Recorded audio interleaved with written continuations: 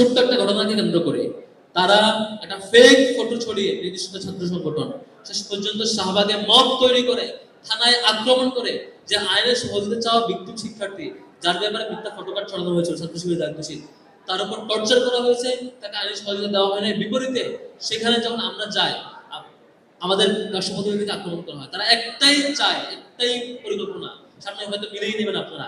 তারা চায় ছোট ইস্যুকে কেন্দ্র করে সংঘাত তৈরি করবে, সংঘাত তৈরি করে দুই গ্রুপে এখানে মারামারি হবে, মারামারি হওয়ার পর পুলিশ ঢুকাবে, পুলিশ ঢুকায় বলবে যে দুই গ্রুপে মারামারি হয়েছে, সেজন্য পুলিশ আসছে, তারপরে হল দখল করবে। পুলিশের সহযোগিতায় হল দখল করে আগের যে মডেল সেটি হচ্ছে একটা দলকে হল বন্ধক দিয়ে দেওয়া, তারপরে সেই গণরূপ দেশ ফিরিয়ে নিয়ে আসা। আপনাদের মধ্যে বিভিন্ন অনুরোধ থাকবে, কখনো যখন এরকম কৃত্রিম সংকট তৈরি করার প্রকল্প চলবে, কখনো যখন সংকট তৈরি করে পুলিশ ঢুকিয়ে বাজে পরিস্থিতি তৈরি করে হল দখল করে কোনো দলকে বন্ধক দিয়ে দেওয়ার চেষ্টা করা হবে, আপনারা অন্তত শিক্ষার্থী জায়গা থেকে প্রতিবাদ করবেন। ছাত্র শিবিরের সকল কর্মসূচিতে আপনি দ্বিমত করতে পারেন, ছাত্র শিবিরের সাথে প্রচন্ড দ্বিমত করার স্বাধীনতা আপনার থাকবে।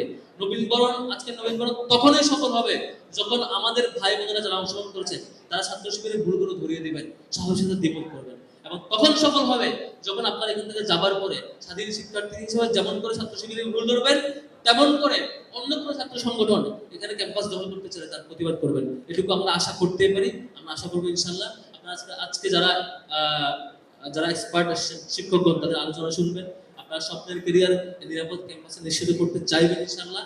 ডাকসুর জায়গা থেকে আপনাদের ভাই হিসেবে প্রত্যেকটা ভাই বোনের সাথে আমরা পাশে থাকবো ইনশাল্লাহ। ডাকসুর সফলতা একটাই, সেটি হচ্ছে বাংলাদেশের ইতিহাসে এই প্রথম কোন নির্বাচনের পরে কোন রাজনৈতিক দল হল দখল করে নাই।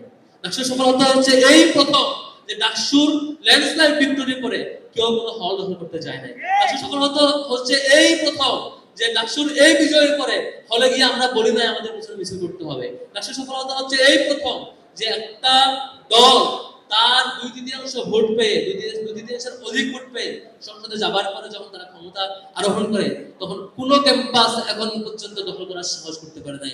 বাংলাদেশের ইতিহাসে এই প্রথম বলে না, এটাই আমাদের সার্থকতা।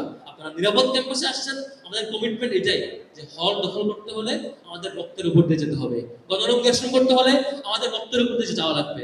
আমরা কোনোভাবেই আমাদের কোনো ছোট ভাই বোনকে একটা অনিরাপদ পরিবেশে, গণরঙ্গ পরিবেশে যেতে দিব না ইনশাআল্লাহ। আমরা সেটা আটকেছি।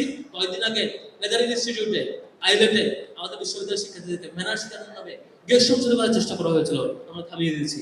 এই অপচেষ্টা আমরা রুখে দিব ইনশাআল্লাহ। শুধুমাত্র আপনাদের এটুকু সহযোগিতা চাই, যেগুলো অন্যায়ের বিপরীতে সত্য প্রকাশে আপনারা শিক্ষার্থী হিসেবে সাহসী ভূমিকা রাখবেন, আমরা ভাই হিসেবে সাথে থাকবো। আজকের একজন সফল হোক ছাত্র শিবিরের এই যাত্রায়, আপনারা সমালোচনা করে হলেও আমাদের পাশে থাকবেন সে আশা রাখতে চাই। আসসালামু আলাইকুম ওয়া রাহমাতুল্লাহ।